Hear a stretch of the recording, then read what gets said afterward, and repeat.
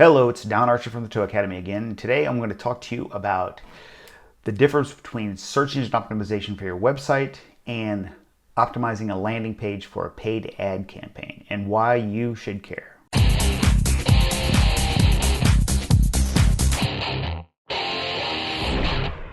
When optimizing your website for organic search, among other things, what we're doing is we're creating keyword-rich content that is in alignment with what motorists are using, the terms that they're using when they're searching for the services you provide, right? But when optimizing a landing page for a paid ad campaign, marketing companies aren't concerned with search engine optimization, okay? They don't care about it at all because what they're doing is they're creating ads that funnel from the ad the motorist to that landing page. And that landing page doesn't need to be optimized. The ad itself needs to be optimized for those keywords that people are using, right? But once the ad is gone, then the page is of no value. It doesn't have any search engine optimization. Of course, you can search engine optimize a landing page, but most marketing companies don't do it because it just isn't necessary. When marketing companies talk about optimizing a landing page, what they're talking about is optimizing it for better conversion so that it converts much better. It converts into a call to action. It's somebody who is either filling out a form on that page or calling the phone number on that page. And the way that they do that is they use the images, if they use a video, a video on there, and the words that they use all are designed. It's like copywriting is basically what it is. I'm talking about writing copy in a way that is designed to motivate people to do something, okay? So right off the bat, if you think about it, our services, the towing company services that provide, it's not impulse buys. So you don't need to motivate anybody to do it other than the 4 factors that motorists use to, decide who they're going to call. But besides that, it's too fast. I mean, it just goes way too fast for us to have the idea that we can use a landing page to motivate a motorist to give us a call.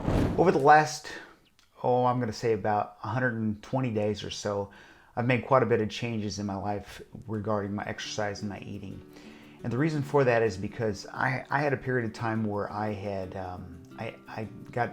there was something wrong with my stomach. I did not know what it was, but I was really, really full. So full that I couldn't eat. I mean, it started in the early afternoon, so full that I couldn't eat supper that evening because I just felt like I was totally full. I hadn't eaten a lot. What I had done was drank some soda and in combination with nuts. And I guess I'd done that on a regular basis. And I made my stomach area conducive to a thing called candida, okay? I didn't know what it was. I only learned about it a couple of days later, and it was by luck that I learned about it by listening to a podcast, and the guy was talking about how it happened to him, and I thought, well, I wonder if there was something that I could do. So I looked up Candida Cleanse, and I found it, and I went down to our natural grocers and I got some and took it, and in less than a day I was better. It was just amazing. So it was just some sort of I don't even know, bacteria that was in my stomach that made me feel really, really horrible. Well, since then, I've been taking quite a few supplements. I take like clean chlorella. I don't take the Candida Cleanse anymore. I don't need it. I take berberine and some other really good stuff that's helped me to cleanse my gut, and also I exercise on a regular basis, and that's helped me. Now, the reason I'm telling you this, I don't mean to go so far down the road on all of this. I can go into detail if you guys want to hear more about it.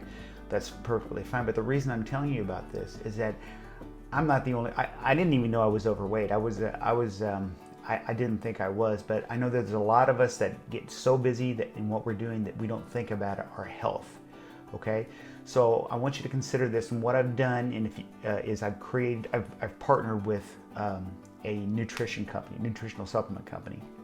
And if you want to help support the channel and help support yourself and make sure that you get healthy and stay active, you can go to roadreadynutrition.com. There's a line of supplements there, and we're going to be constantly adding new things on a regular basis. But if you want to go to roadreadynutrition.com and help support the channel and help yourself and stay fit and healthy, then I would really appreciate that. So what you want to do is you want to be concerned with four separate things. And that is social proof. Okay, so social proof would be something along the lines of, do you appear at the top of Google search? That's social proof. That's telling the motorist that, hey, this person, I mean, they may not be thinking this, but this person cares about their online presence. They're doing a good job. Google obviously thinks they're doing a good job. That's why they want to present them, right? That's one thing. But then there's other factors as well, and I won't go into all of them, but one of them has to do with your star rating on your Google business listing. If you have 3 stars, I mean, that's not as good social proof as having a 5-star aggregate, right? The next one is the price of service, right? So obviously, once they've seen you at the top of Google and you've got enough stars that they want to give you a call, whatever they see, if it's your website or your Google business listing or some other directory listing, then the next thing they're going to ask you, of course, is price, right?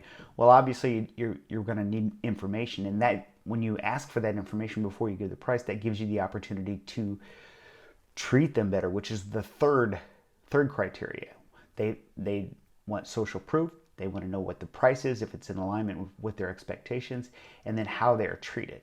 Okay, and then the fourth criteria that they use to determine which towing company they're going to use is the time it takes for you to get there and provide the service. Time is a huge factor. So all of these factors come into play, and you want to make sure that you consider each one of these when you're discussing this with your team, when you're considering your online presence and answering the phone, talking to customers, training your dispatchers, training your tow truck operators, because that treatment also is not just the over the phone treatments, but it's how they're treated once the tow truck operator arrives. Okay, so this is vitally important, all 4 of these criteria. But I don't want you, I'm going to go back to the beginning of this video. I don't want you to be confused if you have a marketer that comes to you and says, hey, we can optimize your website or optimize your landing pages for your ad campaigns. You don't need, a towing company does not need a landing page for an ad campaign. You don't need that. And I've said this before in other videos. If somebody's running you down that road, you're paying too much for it. And of course, you also do not want to appear in anywhere other than on Google search and maps. Your ads don't want to appear anywhere else. You don't want to be on a YouTube video. You don't want to be in Gmail or anything like that. So I hope this video was helpful for you, and I just want you to understand the difference between optimizing for search engine optimization for your website and optimization for an ad campaign.